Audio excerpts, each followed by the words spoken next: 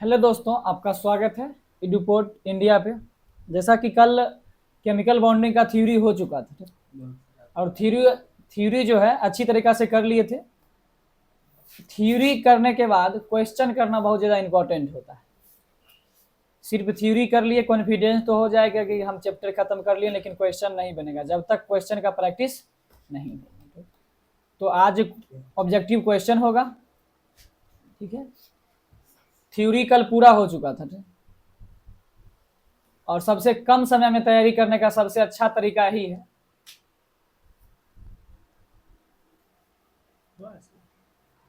यहाँ पर objective question है, शुरू करते हैं ऑब्जेक्टिव क्वेश्चन। हमारे एक सर थे, बोला करते थे कि सबसे कम समय में तैयारी करने का सबसे अच्छा तरीका ग्रुप डिस्कशन है। वो बोला करते थे सुबह पर हो या शाम पर हो, सुबह पर हो या शाम पर हो, मन में रखना हमेशा इस बात को, क्योंकि सफल बनाना है अपने आप को। ठीक, शुरू करते हैं। पहला क्वेश्चन है, आधुनिक आवर्त सारणी में तत्व x का इलेक्ट्रॉनिक विन्यास 288 है, तत्व x में स्थित होगा। यानी कि बोला जा रहा है कि इलेक्ट्रॉनिक विन्यास जो है 288 है, कि कौन ग्रुप में स्थित होगा? 18वां ग्रुप में स्थित होगा। सुनिएगा, सबसे आधुनिक आवर्त सारणी दिया किसने था? मोसले दिया था। कब दिया था? 1913 में दिया था। 1913 में दिया था। बताइएगा, 18वां समूह को शून्य वर्ग भी कहा जाता है। इसमें क्या रहते हैं? अक्रिय गैस, जिसको उत्कृष्ट गैस कहते हैं। आप बताइए, उत्कृष्ट गैस के बाह्यतम कोश में कितने इलेक्ट्रॉन होते हैं? 8 हीलियम को छोड़कर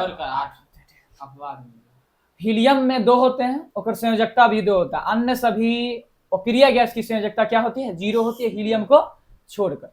अच्छा बताइएगा, अक्रिय गैस कौन, यानी कि एसपीडीएफ में किस में आएगा? एसपीडीएफ जो होता है वर्ग होते हैं, 4 वर्ग होते हैं, पी में आएगा। अच्छा, उसमें भी हीलियम को छोड़कर। अब जैसे बोले हीलियम में संयोजकता 0 होगा? नहीं, 2 होगा। हीलियम की संयोजकता 2 होगी। 2 होगी। हाँ, अगर 0 दोनों ऑप्शन रहता है तो अधिकतर देखते हैं लेता है 0 ऑप्शन लेता है, क्योंकि क्लास 10 12 में देखते हैं ये होता है, क्योंकि अपने आप को मतलब बुरा मानता है। हाँ ठीक, क्योंकि बाह्यतम कोश में, हीलियम के बाह्यतम कोश में 2, तो हम जानते हैं कि बाह्यतम कोश में अगर 4 तक है तो ही हो जाएगी, और अगर 8 है तो क्रम से घटाना है, 4 से ज्यादा होगा, क्योंकि सभी हीलियम को छोड़कर अन्य सभी उत्कृष्ट गैसों के बाह्यतम कोश में 8 इलेक्ट्रॉन, तो 8 में से 8 घटाएंगे क्या होगा? 0 होगा। तो अक्रिय गैस के बाह्यतम कोश में हीलियम को छोड़कर सभी अक्रिय गैस के बाह्यतम कोश में 8 इलेक्ट्रॉन होंगे, तो उसकी संयोजकता कितनी हो जाएगी? 0 हो जाएगी। ठीक, तो यहाँ पर वह देल है ऑर्गन, यानी कि 18 होता है ना अगर परमाणु संख्या, तो 2 8 8 8 2 10 10 8 2 10 8 18 ये हो गया अक्रिय गैस। अक्रिय गैस की संख्या अभी ध्यान रखिएगा, अगर ओजी बढ़ा है जिसको ऑक्सेन बोलते हैं, उससे पहले 6 है। ठीक, तो अक्रिय गैस की संख्या अगर पूछता है तभी तक 6 हो जाएगा, और 6 हो जाएगा तो कौन कौन है से ध्यान रखिएगा। शुरू कीजिए, शुरू से तो बोलिए। तो और अक्रिय गैस की, अक्रिय गैस का नाम? Helium, neon, argon, krypton, xenon and radon. ठीक, देखिए हीलियम का परमाणु संख्या बोलिएगा तो 2। उसके बाद नियोन आया, नियोन का परमाणु संख्या कितना हो जाएगा? 10 हो जाएगा नियोन का। उसके बाद आता है 18 डायरेक्ट, 18 हो जाएगा ऑर्गन। उसके बाद क्रिप्टोन आ जाएगा 36। उसके बाद क्या आ जाएगा? जेनोन 54, और रेडोन क्या हो जाएगा? 86। ये 6 अक्रिय गैस थी, जिसको याद रखना जरूरी है। और अक्रिय गैस के बाह्यतम कोश में कितने इलेक्ट्रॉन हो जाएंगे? 8 इलेक्ट्रॉन, संयोजकता 0 हो जाएगा। पहला क्वेश्चन हो गया, जो कि काफी इंपॉर्टेंट है, और पीरियोडिक टेबल इसमें दे दिया है। पीरियोडिक टेबल के बारे में भी हम लोग जान चुके हैं। ठीक, इसमें टिक नहीं लग रहा है।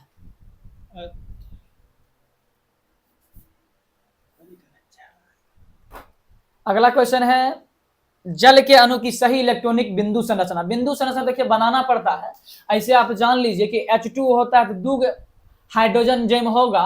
ध्यान दीजिएगा, हम बोल रहे हैं, सुनिएगा। 2 हाइड्रोजन ऑप्शन देख के बोल रहे हैं। 2 हाइड्रोजन जेम होगा, और 6 होता है ऑक्सीजन के बाह्यतम कोश में। इन सब में देखिए 6 ककरा में है, तो देख लीजिए सी नंबर ऑप्शन में बिंदु 6 है O के आगे, तो इसीलिए वही आंसर होगा। 2 हाइड्रोजन है, तो इसी का आंसर इलेक्ट्रॉन बिंदु संरचना इसी से बनता है। ठीक, तो 3 नंबर आंसर हो जाएगा। ऑक्सीजन के बाह्यतम कोश में कितने इलेक्ट्रॉन? 6 इलेक्ट्रॉन। और 6 इलेक्ट्रॉन है तखन ऑक्सीजन क्या हो जाएगा? अधातु। ऑक्सीजन क्या हो जाएगा? अच्छा बताइए, वायुमंडल में ऑक्सीजन कितना % है? 21% लगभग। 21%। वायुमंडल में ऑक्सीजन 21% है। अगर बात करें हाइड्रोजन की तो कितना हो जाएगा, हाइड्रोजन बोलते हैं, नाइट्रोजन की 78%। ठीक है, आगे देखिए बहुत ही अच्छा क्वेश्चन है। आगे क्वेश्चन है कि निम्नलिखित में कौन उष्माक्षेपी अभिक्रिया, सबसे पहले बताइएगा उष्माक्षेपी अभिक्रिया किस कहते किसको, जो उष्मा उत्सर्जित करता है यानी कि वैसा अभिक्रिया जिसमें अभिक्रिया के साथ साथ उष्मा का भी क्या होता है, उत्सर्जन होता है। देखिए पहला है बिना बुझा हुआ चूना। बिना बुझा हुआ चूना का सूत्र क्या होता है, CaO प्लस। अब की बोला बिना पहला जल मिला रहे हैं तो CaO में जल मिलाएंगे कौन सी बनेगा, CH का होल ट्वाइस क्या होगा, COH का होल ट्वाइस। अब देखिए बिना बुझा हुआ चूना जब जल से अभिक्रिया करता है तो हाँ कैल्शियम हाइड्रोक्साइड बनाता है, यानी कि कोई कौन बना क्या बनाता है, बुझा हुआ चूना बनाता है। और उष्मा क्या करता है, उत्सर्जित करता है। क्या करता है, उष्मा जखने उत्सर्जित होगा तो उष्माक्षेपी अभिक्रिया होगा ही। इसमें एक और ध्यान रखिएगा, पढ़े थे अम्ल का तन्नुकरण। अम्ल का तन्नुकरण क्या होता है, उष्माक्षेपी अभिक्रिया होती है। और जल का बाष्पीकरण उष्माक्षेपी अभिक्रिया नहीं होगी। क्यों नहीं होगी, तो जल को हम जब गर्म करते हैं जब तक ऊष्मा अवशोषित नहीं करेगा तब तक वो उगलेगा कैसे, तो जल का बाष्पीकरण क्या होगा, उष्माक्षेपी अभिक्रिया नहीं होगी, उष्मा शोषी होगी। लेकिन जलवाष्प का संघनन बोलेगा, क्या बोलेगा, जलवाष्प का संघनन, जो कि उष्माक्षेपी अभिक्रिया क्या है, क्योंकि वाष्प है वो द्रव में बदल रहा है, क्या हो रहा है, उष्मा उत्सर्जित करेगा तक बाद द्रव में बदलेगा, ध्यान रखिए। और नीचे है ऊर्ध्वपातन। ऊर्ध्वपातन कौन सी हो जाएगी, ऊर्ध्वपातन होगा यानी गर्म होगा, उष्मा का अवशोषित करेगा तकर बाद ऊर्ध्वपातन हो चाहे जल का बाष्पीकरण हो, ये कौन सा, अब उष्मा शोषी। लेकिन बिना बुझा हुआ चूना जब जल के साथ अभिक्रिया करेगा तो कौन अभिक्रिया, उष्माक्षेपी अभिक्रिया। और जल का अम्ल का तन्नुकरण बोलेगा, अम्ल का तन्नुकरण तब क्या, उष्मा से। आगे भी ये क्वेश्चन मिलेगा, अम्ल में पानी नहीं डालना चाहिए, अम्ल में पानी नहीं, पानी में अम्ल डालना चाहिए। ठीक है, तो ये ध्यान रखिएगा, बिना बुझा हुआ चूना उष्माक्षेपी अभिक्रिया, बिना बुझा हुआ चूना को जल जब मिलाएंगे तो उष्माक्षेपी अभिक्रिया हो जाएगा। अम्ल का तन्नुकरण क्या हो जाएगा, उष्माक्षेपी। ध्यान रखिएगा, ठीक। आगे भी क्वेश्चन मिलेगा, ऑप्शन नंबर 1 इसका आंसर हो जाएगा, ठीक। आगे देखिए जो कि बहुत ही इंपॉर्टेंट क्वेश्चन है, इसको समझने के लिए थोड़ा ध्यान दीजिएगा और बताते हैं, सुनिएगा। सबसे पहले क्वेश्चन को पढ़िए, कहता है 25 ml जल युक्त A, B तथा C के रूप में चिन्हित बीकर लिए गए हैं। यानी कि ABC 3 को बीकर लिया गया है, ABC तथा बीकरों में कुछ मात्रा में NaOH, पहला है NaOH, तकर बाद है CuSO4 और तकर बाद है NaCl मिलाया जाता है। क्या किया जाता है, मिलाया जाता है। और कहा गया कि इसमें परिक्षेपित किया गया है कि बीकर A तथा B के विलयनों के ताप में वृद्धि होगी, क्या होगी, वृद्धि होगी। और C के विलयन के ताप में क्या होगी, कमी होगी। जब कमी हो रहा है ना, ओकरा हम पहले देखते हैं। NaCl है तो ताप में कौन चीज हो रहा है, कमी हो रहा है, क्या हो रहा है, ताप में जखने NaCl में कमी होगा तो क्या करेगा बताइए, पहले तो जल युक्त बोला है, NaCl में पहले जल मिलाएंगे ना, जल कमेंट कर रहे हैं, क्या कर रहे हैं, जल कम रहते, NaCl क्या हो जाएगा, अवशोषित होगा। C क्या होना चाहिए इसमें, यानी कि C क्या होना चाहिए बताइए, C उष्मा शोषी होना चाहिए ना, क्योंकि ताप कम कर रहे हैं, ताप क्या कर रहे हैं, कम कर रहे हैं। जल में है ये है, ताप क्या कर रहे हैं, कम कर रहे हैं। जैसे कि यहाँ बताया गया है, यहाँ पर बनाए थे, हाँ ठीक, तो ताप को कम कर रहे हैं, NaCl में ताप को कम कर रहे हैं, जल मिलायल है NaCl में ताप को कम कर रहे हैं। कतमो ताप कम करेंगे तो ये तो उष्मा तो अवशोषित करेगा ही ना, कुछ करेगा, उष्मा का अवशोषित कुछ तो करेगा, तो उष्मा शोषी हो जाएगा। अब देखते हैं उष्मा की वृद्धि कर रहा है NaOH में। NaOH को जब जल से मिलाते हैं, इधर ध्यान दीजिएगा, NaOH में जब जल से मिलाते हैं तो उष्मा को उत्सर्जित करता है, क्या करता है, उष्मा को उत्सर्जित करता है, कुछ बनाता भी है, ठीक। बताते हैं, जब NaOH को H2O से मिलाते हैं तो ये बनाता है, जलीय घोल बनाता है, NaOH का जलीय घोल बनाता है और मुक्त करता है उष्मा को। किसको मुक्त करता है, पूछेगा, NaOH में जब जल को मिलाते हैं तो किसका जलीय घोल बनाता है, तो NaOH का जलीय घोल बनाता है, मुक्त कौन सी करता है, उष्मा को करता है। इसमें ध्यान रखिएगा, ये दोनों क्या हो जाएगा, उष्माक्षेपी, A और B उष्माक्षेपी, क्योंकि इसमें ताप की वृद्धि हो रही है और जल बढ़ाया जा रहा है। जल जखने बढ़ाया जाएगा, ताप की वृद्धि होगा, क्या होगा, उष्मा का उत्सर्जन। जैसे CuSO4 है, CuSO4 को जल से मिलाते हैं तो एगो अभिक्रिया होता है जिसको बोलते हैं एक्सोथर्मिक अभिक्रिया। प्रक्रिया क्लास 10 में है, तो इसी को बोलते हैं, जिसमें क्या होता है, ये जो CuSO4 है ना, जब जल से मिलाते हैं तो 5H2 में बदल जाता है, जिसको हाइड्रेट भी बोलते हैं, ठीक, डाइहाइड्रेट, ठीक। डाइहाइड्रेट मतलब होता है 2, लेकिन यहाँ पर 5H2O में क्या होता है, बदल जाता है। CuSO4 को बोलते हैं ना CuSO4 इंटू 5H2, ककर सूत्र नीला थोथा का होता है ना। तो नीला थोथा जब बनता है तो उष्मा को क्या करता है, उत्सर्जित करता है। क्या करता है, तो A और B क्या हो जाएगा, उष्मा क्षेपी, और C क्या होगा, ताप कम हो रहा है, क्या हो जाएगा, उष्मा शोषी। NaCl में जल है, ताप कम कर रहे हैं, क्या हो जाएगा, उष्मा शोषी। तो आंसर देखिएगा इसमें हो जाएगा 1 और 4 यानी कि ऑप्शन नंबर C। ठीक है, थोड़ा बड़ा क्वेश्चन था, एक बार जाके समझिएगा थोड़ा अस्थिर से, तो जरूर समझ आ जाएगा। अगला क्वेश्चन है, आराम से बन जाएगा। कल एक चीज बताए थे, सक्रियता श्रेणी। सबसे पहले उसको ध्यान रखना बहुत ही ज्यादा क्या है, जरूरी है। उसको ध्यान रखने के लिए हम बता दिए थे, थोड़ा देखिएगा बोर्ड पे, क्योंकि भूल जाते हैं उस ट्रिक को। 19 3 पार्ट में उसको बांटे थे, 19, 11, 20, 12, 13 सक्रियता श्रेणी था ये। ठीक ठीक, तो 19 का कर परमाणु संख्या पोटेशियम का, Na 11, कैल्शियम, मैग्नीशियम और एल्युमिनियम। अब शुरू करते हैं हम 30 से। किससे शुरू करते हैं, 30 से। देखिएगा 30 क्या होता है, जिंक का होता है। तकर बाद 30 के बाद क्या आता है, जिंक के बाद बताइएगा 82 आता है ना। जिंक के बाद जिंक क्या आता है, जिंक के बाद क्या आएगा, यानी कि 30 26 आएगा। 26 82 और 1, 30 26 82 और 1। ध्यान रखिएगा 82 पीवी का होता है, 26 Fe का होता है और Zn का होता है, एक होता है H का।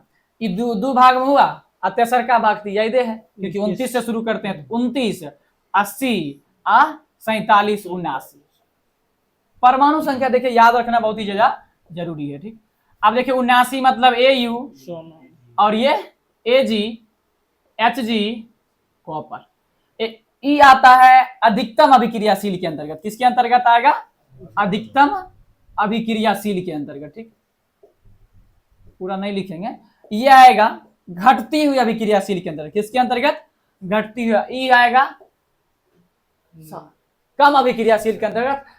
ई जो आता है सबसे कम अभिक्रियाशील होता है। ऑप्शन पूछता है सबसे कम अभिक्रियाशील कौन है, तो Au है। कौन है, अभी आगे क्वेश्चन भी मिलेगा आपको, याद नहीं रहेगा नहीं बनेगा, बोलेगा इनमें से सबसे अधिक अभिक्रियाशील कौन है, तो ये याद रहेगा तो हो जाएगा। जैसे याद रखे कैसे, 19, 11, 20, 12, 13, 19, 11, 20, 12, 13। आप बार बार देखिएगा तो अपने याद हो जाता है परमाणु संख्या। फिर से बोलिए 19, 11, 20, 12, 13, 19, 11, 20, 12, 13, 30, 26, 82, 1, 30, 26, 82, 1, 30, 26, 82, 1।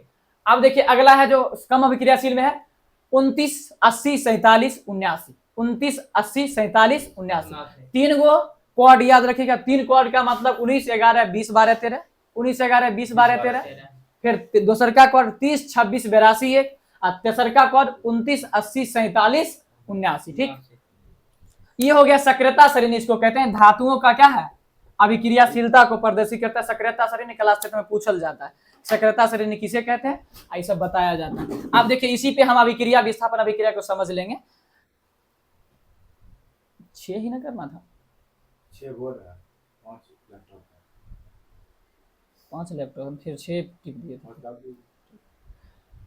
आगे देखिए दी गई अभिक्रिया का उदाहरण ZnSO4, Zn plus CuSO4 option question है, और एरो का निशान ZnSO4 प्लस Cu है।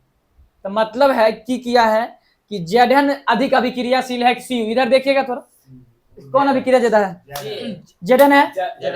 यहाँ पर कॉपर के पास ओकर यौगिक है ना, तो ज्यादा अभिक्रियाशील कौन है, Zn।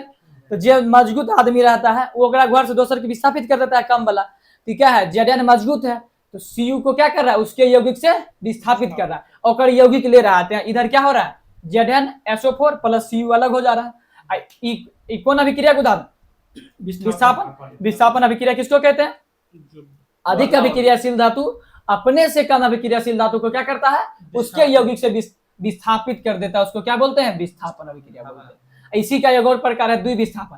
कहता है कि उन अपन आयन का अदला बदली करता वो दिख जाता है। वो आगे क्वेश्चन पूछा जाएगा तो इसका आंसर क्या हो जाएगा, ए नंबर ऑप्शन हो जाएगा, विस्थापन अभिक्रिया। अगला क्वेश्चन थोड़ा अच्छा सुनिएगा, बड़ा अच्छा क्वेश्चन है। क्वेश्चन नंबर 6 है, कहता है कि ठोस कैल्शियम ऑक्साइड जल के साथ तीव्रता से अभिक्रिया कर कैल्शियम हाइड्रोक्साइड बनाता है। ठोस कैल्शियम ऑक्साइड का मतलब समझ गए ना, क्विक लाइम जिसको बोलते हैं कली चूना या कैल्शियम ऑक्साइड CaO, कली चूना, क्विक लाइम या कैल्शियम ऑक्साइड CaO कहता है ओकरा ना हम जल से अभिक्रिया करवाते हैं। किससे अभिक्रिया करवाते हैं? जल से अभिक्रिया। ये हो गया है, पीछे क्वेश्चन हो गया है। तो बनता क्या है? CaOH का होल ट्वाइस यानी कि बुझा हुआ चूना कैल्शियम हाइड्रोक्साइड बनता है। तो कौन चीज हो रहा था? उष्मा क्षेपी हो रहा था, उष्मा का उत्सर्जित हो रहा था। तो यहाँ पर ऑप्शन देखिएगा, कहता है कि निम्न में से पहले क्वेश्चन चूने के बुझे तथा इसके विलयन में, तो एक ऑप्शन तो हो जाएगा 2 नंबर उष्मा क्षेपीय अभिक्रिया। अब दूसरा देखते हैं, कहता है साथ में उष्मा उत्पन्न होती है, बोले दिया है। इस प्रकार को चूने का बुझना कहते हैं। कैल्शियम हाइड्रोक्साइड जल में घुलकर इसका विलयन बनाता है जिसे चूना का पानी कहते हैं। निम्नलिखित में कौन से कथन चूने के बुझे तथा इसके विलयन बनाने के लिए सत्य है? देखिए CaOH का होल ट्वाइस जो कि क्षार हो जाएगा, क्षार होगा। जब क्षार का pH मान कितना होता है? 7 से अधिक।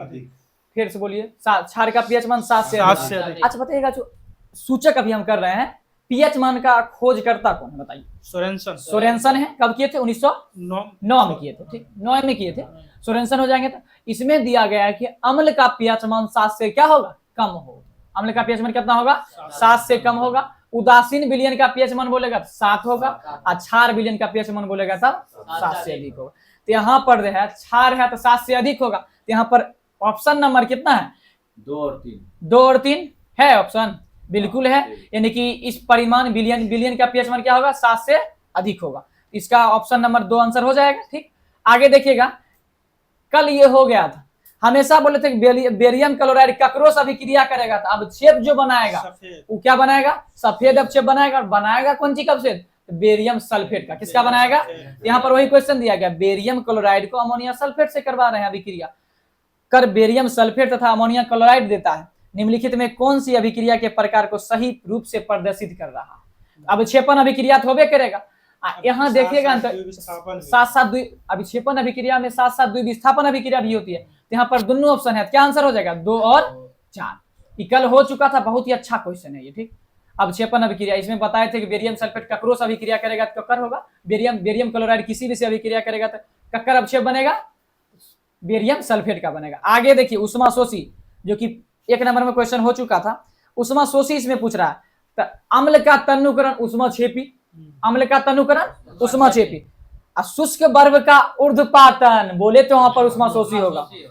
2 नंबर हो जाएगा उष्मा शोषी।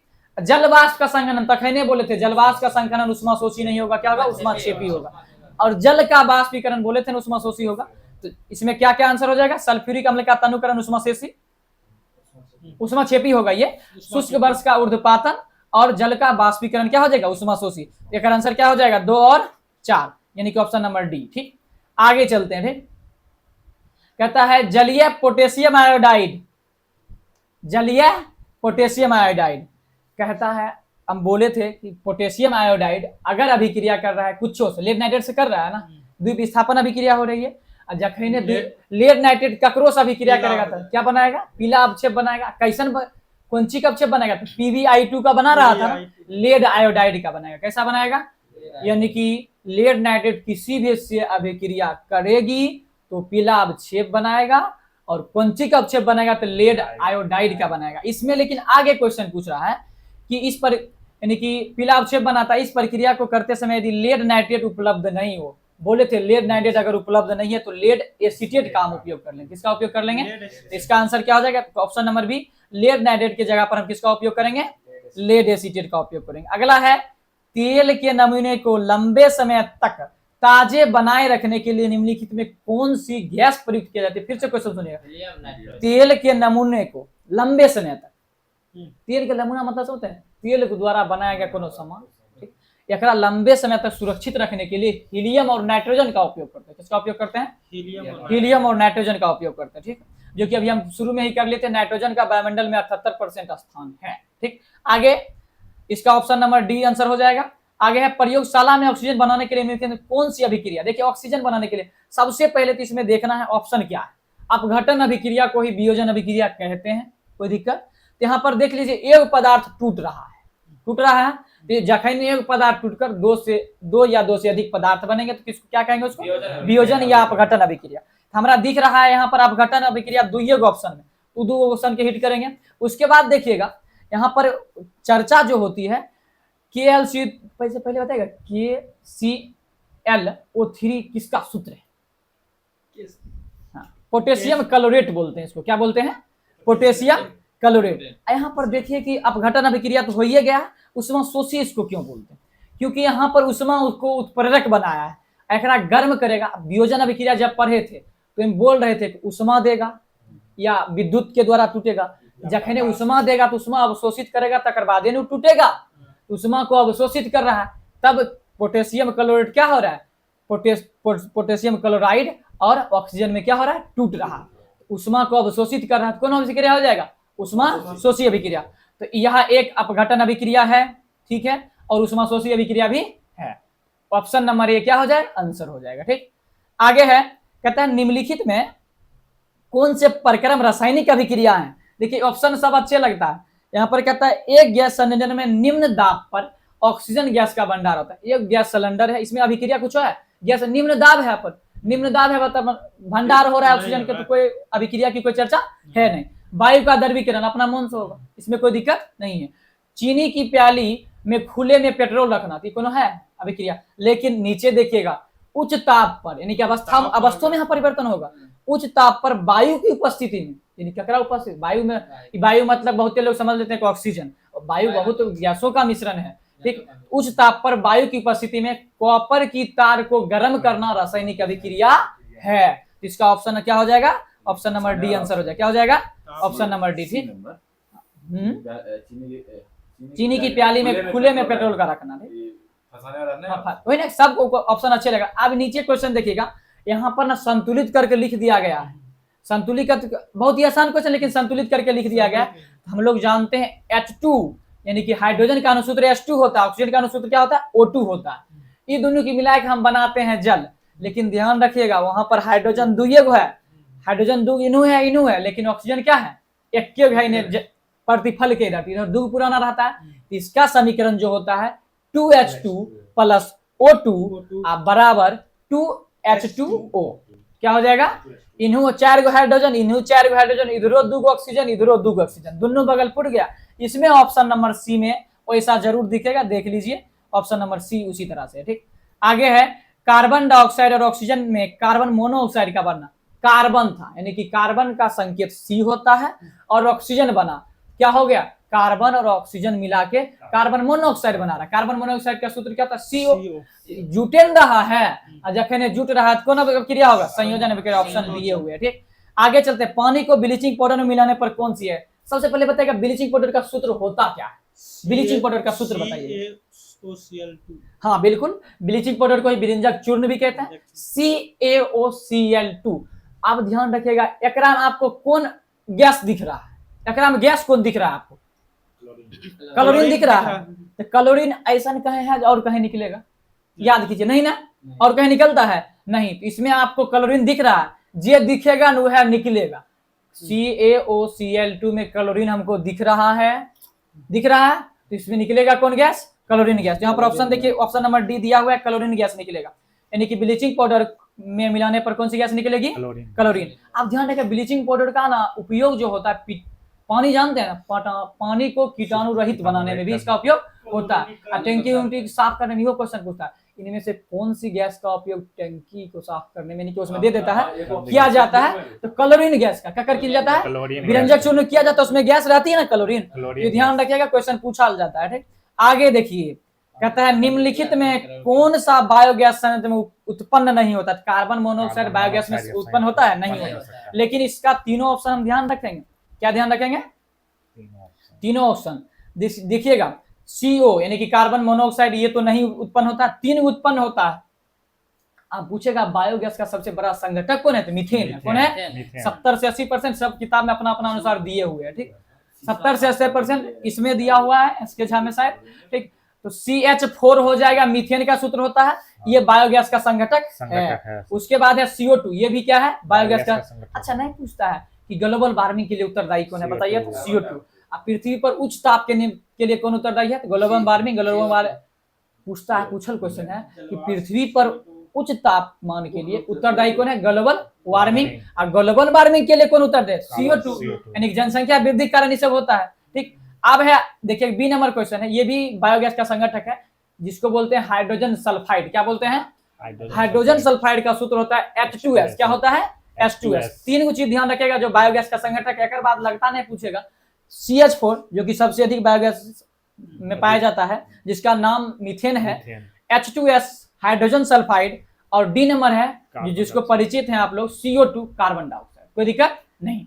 आगे है क्लोरीन गैस का उपयोग निम्न में से किसके निर्माण में होता है? क्लोरीन गैस का भी है ब्लीचिंग पाउडर। ब्लीचिंग पाउडर को क्या कहते हैं? विरंजक चूर्ण। इसका उपयोग पानी को कीटाणु रहित बनाने में किया जाता है।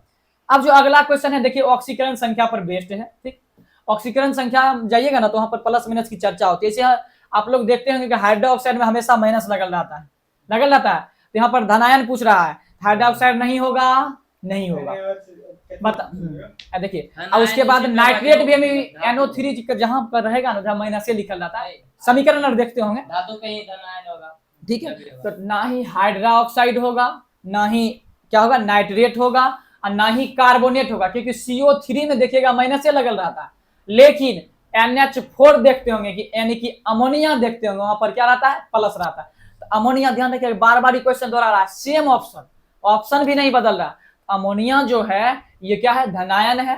अब बोलेगा कार्बोनेट ऋणायन, नाइट्रेट ऋणायन, हाइड्रोक्साइड ऋणायन। धनायन कौन है? अमोनिया। ठीक, इसको विस्तृत जानने के लिए ऑक्सीकरण संख्या आगे है, जो कि बहुत ही अच्छा चैप्टर है, उसे पूछा भी जाता है बहुत ज्यादा क्वेश्चन। आगे है, जब हम मैग्नीशियम रिबन जब मैग्नीशियम रिबन हवा में जलाया जाता है तो कौन से गैस उत्पन्न होते हैं? देखिए मैग्नीशियम रिबन हवा में ले जाए तो हवा में ऑक्सीजन रहता है, तो मैग्नीशियम किससे अभिक्रिया करेगा? ऑक्सीजन से। तो ऑक्सीजन से जखने अभिक्रिया मैग्नीशियम ऑक्साइड बनाएगा। क्या बनाएगा? Magnesium oxide. ऐसे भी जानते हैं हम लोग कि मैग्नीशियम धातु है। धातु जब भी ऑक्सीजन से अभिक्रिया बनेगी तो ऑक्साइड का निर्माण करती है। धातु जब भी ऑक्सीजन से अभिक्रिया करेगी तो किसका निर्माण करेगी? ऑक्साइड का। तो यहाँ पर मैग्नीशियम धातु है, ऑक्सीजन से अभिक्रिया कर रहा है, किसका निर्माण हो जाएगा? Magnesium oxide. मैग्नीशियम ऑक्साइड का सूत्र याद रखेगा MgO। क्या? MgO। मैग्नीशियम हाइड्रोक्साइड का पूछ देगा था MgOH का होल। कैल्शियम हाइड्रोक्साइड का पूछ देगा था COH का होल ट्वाइस, CH का होल ट्वाइस। आगे है तापीय अपघटन के दौरान अमोनिया नाइट्रेट उत्पन्न करता है। देखिए तापीय अपघटन के दौरान, तापीय मतलब क्या है? यानी कि में ताप दिल जा रहा है। क्या दिल जा रहा है? टेम्परेचर दिया जा रहा है। तो अमोनिया नाइट्रेट का सूत्र हम जानते हैं NO3। क्या होता है? NO3। जब भी NO3 को गर्म किया जाएगा, NO3 को गर्म किया जाएगा तो ये टूटेगा N2O में। किसमें? अच्छा, N2O को क्या बोलते हैं? N2 किसका सूत्र है? नाइट्रस ऑक्साइड हो जाएगा। क्या हो जाएगा? जिसको हम लाफिंग गैस यानी कि हास्य गैस बोलते हैं। तो यह ध्यान रखें, नाइट्रेट को जब गर्म करेंगे क्या करेंगे? तो नाइट्रस ऑक्साइड और जल में टूटेगा। इसमें टूटेगा? जल में टूटेगा। नाइट्रस ऑक्साइड और किसमें टूटेगा? जल में। आगे है क्वेश्चन, यहाँ पर ऑप्शन नंबर बी आंसर हो जाएगा। ठीक, आई पिछला क्वेश्चन था, जब मैग्नीशियम रिबन को हवा में जला जाता है तो कौन सी हो जाएगा? Magnesium oxide. इसका C हो जाएगा, इसका ये हो जाएगा। ठीक, आगे चलते हैं। कहता है कौन सी गैस चूने के पानी को दूधिया कर देता है? जब भी यानी कि CaO में कैल्शियम यानी कि ऑक्सीजन से अभिक्रिया करवाते हैं, यानी कि कली चूना को जब हम कार्बन डाइऑक्साइड से क्या करते हैं? कार्बन डाइऑक्साइड, ऑक्सीजन नहीं, जब कली चूना को कार्बन डाइऑक्साइड से अभिक्रिया करवाते हैं तो एक अवक्षेप बनता है ना। कौन सी बनता है? CaCO3 बनता है ना। और CaCO3 बनता है और तकर बाद इसमें क्या होता है? दूधिया भी कर देता है, यानी कि किसी को ना कहते हैं कैल्शियम ऑक्साइड का ही ना अभिक्रिया होता है इससे। ठीक सही है। ठीक, तो दूधिया कौन करता है? Carbon dioxide. कौन करता है? दूधिया कार्बन डाइऑक्साइड ही करता है। ठीक, आगे सोडियम कार्बोनेट को हाइड्रोक्लोरिक अम्ल से अभिक्रिया करवाते हैं। ध्यान दीजिएगा, सोडियम कार्बोनेट। अच्छा देखिएगा, सोडियम कार्बोनेट की चर्चा हुई है यहाँ पे, तो बताइएगा सोडियम कार्बोनेट में आपको गैस कौन दिख रहा है? सोडियम कार्बोनेट का सूत्र होता है Na2CO3। गैस आपको कौन दिखता है? कार्बन डाइऑक्साइड दिख रहा है। इसमें निकलेगा कौन? Carbon dioxide. ऑप्शन नंबर क्या होगा? डी। जो दिखेगा वही निकलेगा, ये ध्यान रखिएगा। आगे अगला है कौन सबसे अधिक अभिक्रियाशील है? पीछे देख लीजिए, ऑप्शन देखिए, पीछे देखिए। देखिए ऑप्शन है CA, CA है, CA है, और CA के ऊपर का कौन नोन है, CA के ऊपर का कौन नोन है ऑप्शन, तो CA सबसे अधिक होगा और CA 20 है जो कि 3 नंबर में आता है, तो आंसर क्या होगा A। आगे देखिएगा, कहता है पेयजल को कीटाणु रहित करने के लिए किसका उपयोग हो, अभी तुरंत हुआ था ब्लीचिंग पाउडर, यानी कि ब्लीचिंग पाउडर का हो जाएगा उपयोग, ठीक है।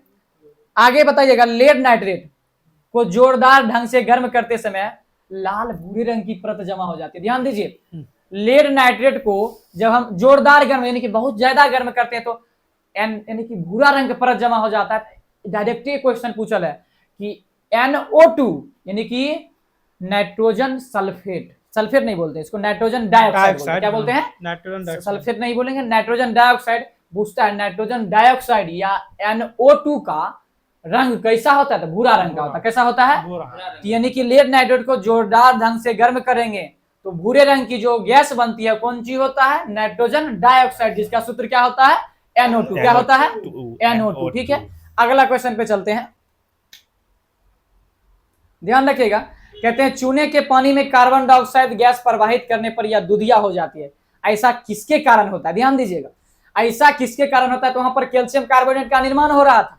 कैल्शियम कार्बोनेट मतलब संगमरमर, जो अपक्षेप बन रहा था, ठोस अपक्षेप बन गया, क्या कर रहा था, दूधिया कर रहा था। तो किसके कारण, कैल्शियम कार्बोनेट के कारण। किसके कारण, कैल्शियम कार्बोनेट। ठोस अपक्षेप बनता है ना, ठीक है। तो इसका ऑप्शन नंबर ए आंसर हो जाएगा, कैल्शियम कार्बोनेट, ठीक। अगला है, जब सोडियम क्लोराइड के पानी में घोल के माध्यम से, सोडियम क्लोराइड है, घोल के माध्यम से बिजली पारित होती है। ध्यान दीजिएगा, सोडियम क्या है, क्लोराइड NaCl प्लस जल, जखने मिला सोडियम हाइड्रोक्साइड का निर्माण करेगा। तो ऑप्शन नंबर बी है, मार देंगे, ठीक। आगे देखिएगा, कहता है निम्नलिखित में विषम की क्या करें, पहचान करें। इसमें देखिए, इसमें कुछ समझने की चीजें हैं, हम बता देते हैं, ठीक।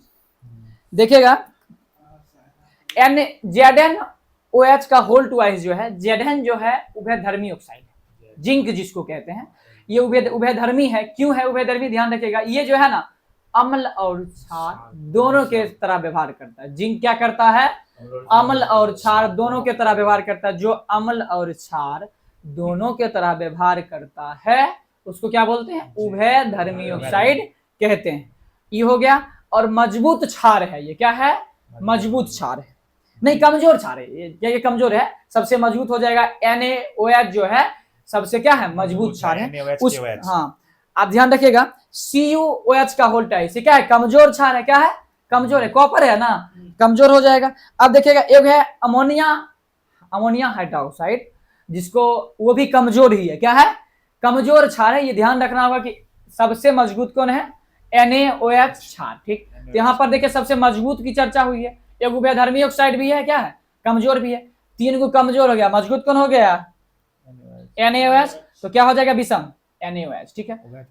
आगे देखिएगा, ये देखिए कहा दिया है सोडियम क्लोराइड के जलीय विलयन के घोल के बीच बिजली प्रवाहित की जाती है। ध्यान देखिएगा, सोडियम क्लोराइड के जलीय विलयन, सोडियम क्लोराइड NaCl प्लस जल, कौन सी प्रवाहित किया जाता है, बिजली प्रवाहित। बनेगा कौन सी, ध्यान रखिए, NaOH। ऑप्शन सभी में दिख रहा है NaOH, हाँ बिल्कुल, देखिए NaOH सभी में दिख रहा है। तब हमारा ध्यान कीजिए, और हाइड्रोजन है, क्लोरीन भी है, इनमें क्लोरीन सभी में दिख रहा है ना, एक क्यों में दिख रहा है, कौन होगा ऑप्शन, ऑप्शन क्या होगा, सी होगा। जो दिखेगा वह रहेगा, ये ध्यान रखिएगा। कहता है धातु में कौन सी धातु आयरन क्लोराइड से लोहे को विस्थापित करते, फिर से ध्यान दीजिए, कौन सी धातु आयरन क्लोराइड से लोहे को विस्थापित करेगी, जस्ता कैसे करेगी, जिंक ना। तो यहाँ पर क्या हो जाएगा, जस्ता हो जाएगा, कौन हो जाएगा। अच्छा देखिए, जिंक ऑक्साइड को लोहा विस्थापित करता है, नहीं करता है, कैसे करेगा, लोहा कैसे करेगा, लोहा नहीं करेगा, लोहा को कौन करेगा, जिंक करेगा। कौन करेगा, क्योंकि पहले 30 है, तकर बाद की है 26, अधिक अभिक्रियाशील कौन है, 30 है। तो जिंक क्या करेगा, लोहा को उसके विलयन से विस्थापित कर देगा। तो इसका आंसर क्या हो जाएगा, डी नंबर, जस्ता। सक्रियता सही ध्यान रखना होगा। नीचे देखिए, कहता है पानी के एक अणु में हाइड्रोजन के द्रव्यमान और ऑक्सीजन के द्रव्यमान, तो बताएगा हाइड्रोजन का द्रव्यमान कितना है, एक, हाइड्रोजन का द्रव्यमान एक, लेकिन पानी के एक अणु में हाइड्रोजन क्या गो, 2 गो, तो 1 दूना 2 2, और ऑक्सीजन का द्रव्यमान, ऑक्सीजन एक है, तो ऑक्सीजन का द्रव्यमान होता है 16, तो 2:16, एक काट के आ जाएगा 1:8। ऑप्शन नंबर डी का आंसर हो जाएगा, ठीक। ऑप्शन नंबर डी इसका क्या हो जाएगा आंसर। आगे देखिए सेम क्वेश्चन अभी तुरंत पढ़े थे, मैग्नीशियम रिबन को हवा में जलाया जा रहा था तो मैग्नीशियम ऑक्साइड बना, लेकिन यहाँ पर क्वेश्चन है मैग्नीशियम रिबन को जलाने से सफेद राख उत्पन्न होता है। क्या उत्पन्न होता है? सफेद राख उत्पन्न होता है। मैग्नीशियम रिबन को जलाने पर सफेद राख उत्पन्न होगा और पानी में घोला जाता है। क्या करता है? जखने पानी में घोला जाता है तो मैग्नीशियम को पानी में घोला जाएगा, कौन सी निर्माण होगा? Magnesium hydroxide. किसका? मैग्नीशियम हाइड्रोक्साइड, जो कि पढ़ लिए थे MgOH का होल ट्वाइस। तो इसका आंसर क्या हो जाएगा? C number. जल मिलाया जाएगा Mg में तो MgOH का होल ट्वाइस बनेगा, जिसका नाम क्या है? Magnesium hydroxide. आगे देखिए कहता है कि वनस्पति तेल के हाइड्रोजनीकरण में उत्प्रेरक के रूप में किसका उपयोग होता है? ध्यान देखिएगा, हाइड्रोजनीकरण के उत्प्रेरक के रूप में Ni यानी कि निकेल का प्रयोग होता है। किसका प्रयोग होता है? जिसका परमाणु संख्या 28 होता है। किसका होता है? 28 होता है। हाइड्रोजनीकरण में उत्प्रेरक के रूप में किसका उपयोग होता है? निकेल का होता है, जो कि क्लास 10 का टॉपिक है उसी का, ठीक, हाइड्रोजनीकरण। ठीक, आगे द्विविस्थापन अभिक्रिया देखना ही से लग जाएगा, पता इनमें से कौन नहीं है जे आयन का आदान प्रदान नहीं करेगा, वो नहीं है। जैसे कि देखिए CuSO4 + H2S 29 पहले आता है कि एक पहले आता है? से पहले बताए, एक पहले आता है, आता है, एक पहले आता है तो यौगिक से विस्थापित कर देगा CuSO4 को, तो Cu अलग हो जाएगा, H2SO4 हो जाएगा, तो पहला हो गया। दूसरे देख लीजिए Mg3N2, N2 यहाँ पर चर्चा है, नाइट्रोजन की चर्चा सक्रियता श्रेणी में है? नहीं है। और नाइट्रोजन की चर्चा नहीं तो एसओ छांट सकते हैं, देखने नाइट्रोजन की चर्चा नहीं है, इधर जाके MgOH का होल ट्वाइस NH3 बना दिया तो ये नहीं होगा। तो ऑप्शन नंबर क्या हो जाएगा? बी। तक बाद दो ऑप्शन देखिएगा ना, उसमें देख लीजिएगा दोनों आयन के आदान प्रदान कर रहा है, निचल को आदान प्रदान करता है, आंसर क्या हो जाएगा? बी। देखिएगा पता चल जाएगा, द्विविस्थापन अभिक्रिया का मतलब ही होता है कि वो अपने आयनों का क्या करेगा? अदला बदली करेगा। ठीक, अगला क्वेश्चन देखा जो कि बहुत इंपॉर्टेंट है, कौन सा पानी के साथ कैल्शियम की अभिक्रिया के लिए सही नहीं है? पानी के साथ कैल्शियम की अभिक्रिया के लिए सही नहीं है। देखिए कहता है पानी के साथ कैल्शियम अभिक्रिया की तीव्रता कम होती है। तीव्रता, कैल्शियम की तीव्रता कम होती है क्या? कैल्शियम अभिक्रियाशील कम है क्या? कैसे? कैल्शियम सब अधिक अभिक्रियाशील है। यहाँ पर देखिए कैल्शियम अधिक अभिक्रियाशील है ना? नहीं है। क्या बोला यहाँ पर? पानी के साथ अभिक्रियाशील। सबसे कम कौन अभिक्रिया करता है पानी के साथ? Au, कम। लेकिन यहाँ पर क्या बोला? सही नहीं है। सही ये है कि कैल्शियम अधिक अभिक्रियाशील है। क्या है? लेकिन यहाँ पर क्या कर दिया है? अभिक्रिया की तीव्रता कम होती है, कम नहीं होता है। ऑप्शन नंबर क्या हो जाएगा आंसर? ए आंसर सही हो जाएगा। समझ गए ना? यहाँ पर गलत बताया गया ना, पर कल गलत चुना, गलत ही तो बोलबे किया। कैल्शियम तो अधिक अभिक्रियाशील है, यहाँ बोल दिया तीव्रता क्या होती है इसकी? कम होती है। कम नहीं होता है। आगे देखिए कहता है घटती हुई प्रतिक्रिया के क्रम में व्यवस्थित आम धातु को इस प्रकार से जाना जाता है। देखिए ध्यान दीजिए, घटती हुई प्रतिक्रिया के क्रम में व्यवस्थित आम धातु इस प्रकार जाना, तो एकरा बोलते हैं गतिविधि श्रृंखला। क्या बोलते हैं? यानी कि घटती जाएगा तो गतिविधि से नहीं घटेगा, इन्हें एकाएक घट जाए, गतिविधि से घट रहा है इसमें भी। ठीक, आगे एक आंसर क्या हो जाएगा? गतिविधि श्रृंखला। आगे देखिए सोडियम कार्बोनेट का सूत्र बोले थे, सोडियम कार्बोनेट बोले थे, इन्हें जब धोबियन सोडा पूरा बोलना है, इहो रह सकता है Na2CO3। क्या रहेगा? अगर पूछता है सोडियम कार्बोनेट का कुल द्रव्यमान 10H2 हटाइए दीजिए, डायरेक्ट क्या रखना है? Na2CO3 और निकालिए सोडियम के 11 होता है, 11 दूनी 22, कार्बन का 12 होता है, 11 22 12 जोड़ी का 34 शायद होता है, और ऑक्सीजन का 16 थी 48, सबको जोड़ के 106 पूर्ता है। ध्यान रखिएगा, जाके निकाल लीजिएगा। इसके लिए आपको द्रव्यमान और परमाणु संख्या भी ध्यान रखें, ये दोनों ध्यान रखना ही पड़ेगा, अन्यथा आगे और बहुत ज्यादा दिक्कत होगा। ठीक, कहता है कली चूना बनाने के लिए पानी के साथ प्रतिक्रिया करवाते हैं। कली चूना को पानी से प्रक्रिया करवाते हैं, कौन चीज बनता है? COH का होल ट्वाइस बनता है। इसको ना सलेट चूना भी बोलते हैं। क्या बोलते हैं? सलेट चूना भी बोलते हैं। कैल्शियम हाइड्रोक्साइड भी बोलते हैं, बुझा हुआ चूना भी बोलते हैं, सलेट चूना भी बोलते हैं। इसीलिए बोलते हैं ना, थ्योरी हो गया वो ठीक है, आपके मन में संतुष्टि हो जाएगा, थ्योरी हो गया है, हमारा याद है सब भी बना देंगे, लेकिन ऐसा बात नहीं है। थ्योरी होने के बाद क्वेश्चन जब तक नहीं कीजिएगा तब तक कुछ नहीं होने वाला, इसीलिए क्वेश्चन करना बहुत ज्यादा जरूरी है। ठीक, आगे Ag+ और Cl-, हम जानते हैं Ag क्या है? विद्युत चालकता, सर्वोत्तम चालक है। ठीक, और Cl- अधातु माइनस में रहबे करेगा, यो ध्यान रखिएगा। ठीक, तो कहता है होने पर बनने वाला यौगिक क्या होगा? AgCl होगा। AgCl, Ag और Cl की चर्चा है, AgCl होगा। सिल्वर क्लोराइड ऑप्शन में सी नंबर दिख रहा है, मार देंगे। ठीक है, आगे कहता है असंतुलित समीकरण को क्या कहा जाता है? असंतुलित समीकरण को कंकाली समीकरण क्या कहा जाता है? कंकाली। लेकिन असंतुलित यहाँ पर नहीं होना चाहिए, पता है, संतुलित होना चाहिए। कंकाली समीकरण को संतुलित समीकरण कहते हैं और कंकाली समीकरण को कहते हैं असंतुलित समीकरण। मिस्टेक है यहाँ पर, ठीक ठीक, देख लीजिएगा, ठीक।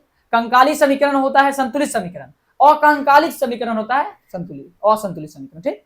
ध्यान रखिएगा यहाँ पर ये ओ नहीं होना चाहिए था ऑप्शन के अनुसार, ठीक, कर लीजिएगा, ठीक, ये ऑप्शन होगा, ठीक। आगे देखिए, आगे जो क्वेश्चन है बहुत ही अच्छा क्वेश्चन है। कहता है H2S, जो कि चर्चा हुई थी, हाइड्रोजन सल्फेट। कहता है H2S हवा में जलता है, क्या होता है? H2S जब हवा में जलता है तो कहता हवा में जलता है और H2O और SO2 देता है।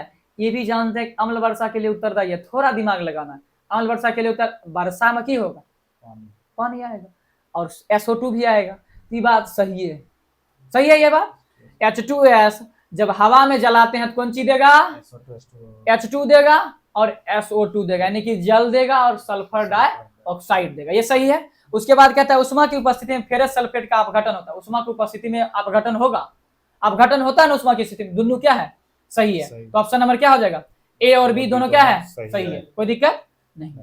आगे देखिए, सहसंयोजी यौगिक, एकरा बीच ना अंतर आणविक आकर्षण बल जो होता है कमजोर होता है, जिसके कारण इसका कथनांक एवं गलनांक क्या होता है? निम्न होगा। ये कल हो चुका था। जो भी व्यक्ति अगर वीडियो नहीं देखे, थ्योरी का एक बार वीडियो देख लीजिए, तकर बाद क्वेश्चन देखिए, तब मजा आएगा, अन्यथा मजा नहीं आएगा। सबसे पहले जाके वहां पे देखना है आपको, क्या वीडियो देखना। और यहाँ पर देखिए, सहसंयोजी यौगिक की सब विशेषता है, जुड़ने वाले परमाणुओं में इलेक्ट्रॉन की साझेदारी होती है, बात सही है, इलेक्ट्रॉन की साझेदारी। और विद्युत के क्या होते हैं? ये कुचालक होते हैं। और गलनांक एवं क्वथनांक क्या होता है? निम्न होता है, किसके कारण? अंतर आणविक आकर्षण बल के कारण। आगे देखिए, यहाँ पर दिया गया है सहसंयोजक अणुओं में निम्न गलनांक एवं क्वथनांक क्यों होता है? इंटरमोलिक बल का कमजोर होना, इंटरमोलिक जिसको बोलते हैं अंतर आणविक आकर्षण बल का क्या होना? कमजोर होना। तो इसीलिए इसका क्वथनांक क्या होता है? निम्न होता है। क्या कर? सहसंयोजी यौगिक का। अच्छा, सहसंयोजी यौगिक का एग्जाम्पल 2-3 दीजिए, तब याद रहेगा। जैसे कि O2 हो जाएगा, O2 हो जाएगा, CO2 कैसे होगा?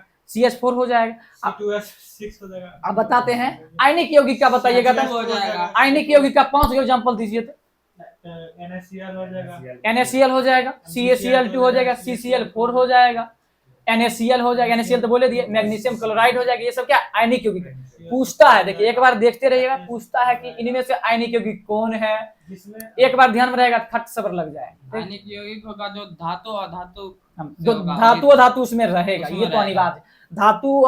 धातु क्या करता है? इलेक्ट्रॉन को त्याग करता है, और धातु क्या करता है? इलेक्ट्रॉन को ग्रहण करता है, इसीलिए वो ध्रुवीय होते हैं, ये भी कह सकते। क्या आगे देखिएगा, कहता है 44 नंबर क्वेश्चन, आयनिक यौगिक आयन एक दूसरे को आकर्षित करते हैं, बात क्या है? सही है।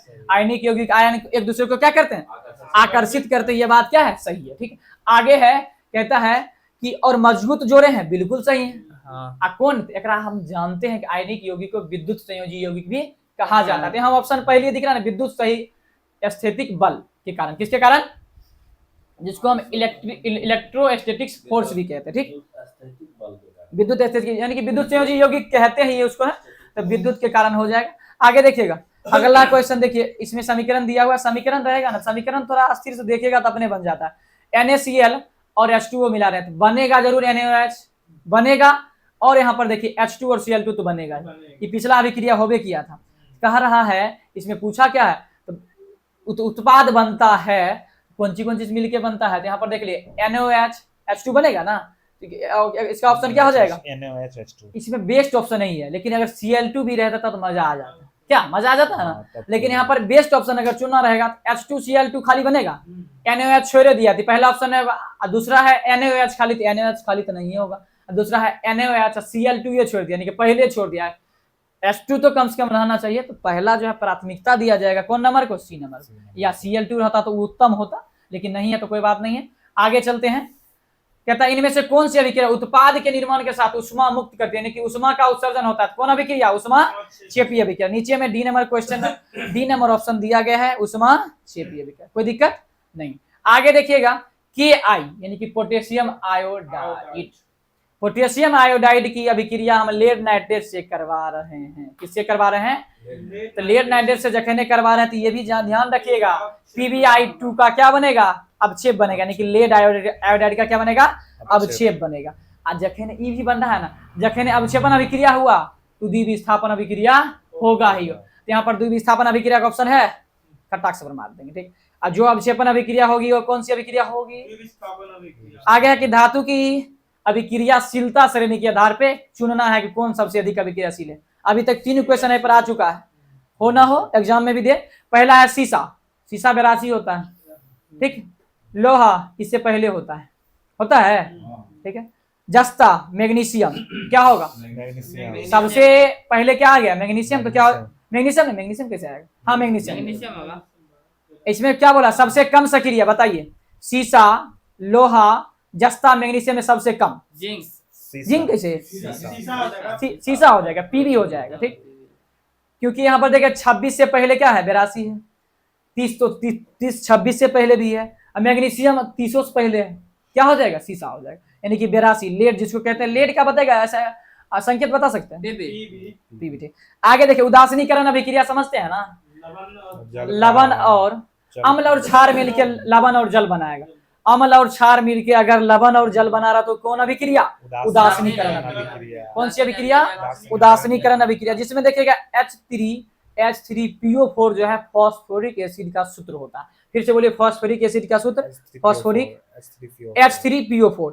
ये क्या है? एसिड है, एसिड मतलब अम्ल है। तकर बाद KOH यानी कि पोटेशियम हाइड्रोक्साइड से क्या कर रहा? अभिक्रिया करवा रहा। निर्माण कौन चीज होगा? वो हम जान गए हैं, लवण और जल का निर्माण होगा ही होगा। आगे देखिएगा कैल्शियम हाइड्रोक्साइड और जल का अभिक्रिया करवा रहा। कैल्शियम हाइड्रोक्साइड कार्बोजिलिक एसिड, कार्बोजिलिक एसिड का कल सूत्र बताए थे, H2CO3 होता है। क्या होता है? कार्बोजिलिक एसिड का सूत्र H2CO3। और COH का होल टू एच क्या है? क्षार है ना, भले कमजोर है लेकिन क्षार है। ये दोनों का अभिक्रिया से लवण और जल बन जाएगा। ये भी है HNO3 और KOH, क्षार और अम्ल मिल गया, 3 हो गया ना, क्षार अम्ल। लास्ट वाला क्या होगा? क्षार अम्ल नहीं होगा, ऑप्शन हो जाएगा लास्ट, क्योंकि CO क्या क्षार है? नहीं है। जल अम्ल है? नहीं है, तो डी नंबर ऑप्शन हो जाएगा ना, कौन दीजिएगा। आगे है जब लेड नाइट्रेट को पोटेशियम आयोडाइड के साथ मिलाया जाता है तो कौन अक्षर? लेड नाइट्रेट को जखने लेड क्या है? PbI2। कौन थे? पीला अवक्षेप, पीबी। पी से क्या होता है? पीला, तो पीला अवक्षेप बनेगा। और लेड नाइट्रेट में हम पहले बोलते कुछ सा अभिक्रिया होगा, PbI2 बनेगा, यानी कि लेड आयोडाइड बनेगा। तो यहाँ पर ऑप्शन दिख रहा है हमारा, पीला रंग lead iodide, option number D, ठीक। आगे चलते हैं, 50 क्वेश्चन हो चुका है। कितना समय हुआ? 11 बजे तक होना है ना, 11:20 हो गया। क्या 50 तक ही रहने दें? ठीक है, आज के लिए इतना ही। कंटिन्यू रहिए, ठीक। कंटिन्यू होने के बाद होगा कि आपका साइंस सबसे कम दिनों में तैयार हो जाएगा, ठीक।